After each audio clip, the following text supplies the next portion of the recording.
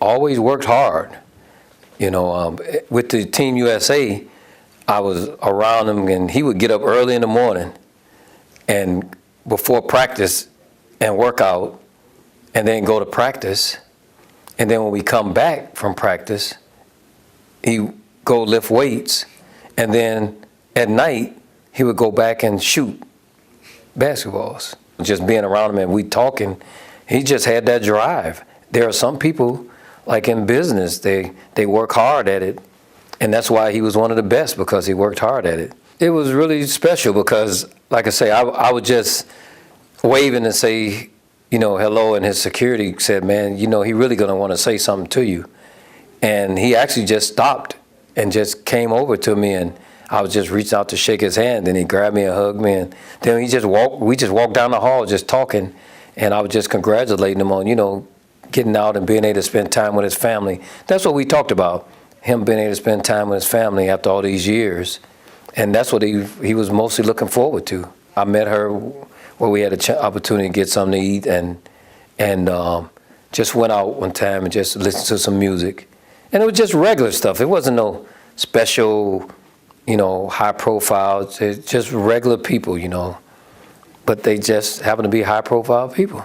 When I first heard it, I couldn't believe it. And so I started texting his security guy and a couple other guys I know that work with him. And I couldn't get him. And then I was like, wow, I just know what they were going through, because they spend time with them all the time. And, I get messages back and forth, he said hello, and I said, yeah, tell him I say hello, and just things like that. It was just, it was devastating, though, to see that. And then to see, his daughter with him. And then you had 7 other people also, you just felt so bad for everyone, because they were going to do something that they all love, and which is basketball. I had LeBron when he first came into the league. That's when I first got hired as a team security director, and so I have seen him ascended from, just rise, and he's doing a great job, and he'll continue to do a great job. How far he's going to take it, who knows? Only God knows that. Like when he was at the gym working out, you just see how hard he work out. I mean, we'll be cracking jokes a little bit, but he was constantly just working hard. Now, when he was on that floor, even in practice, man, he played hard.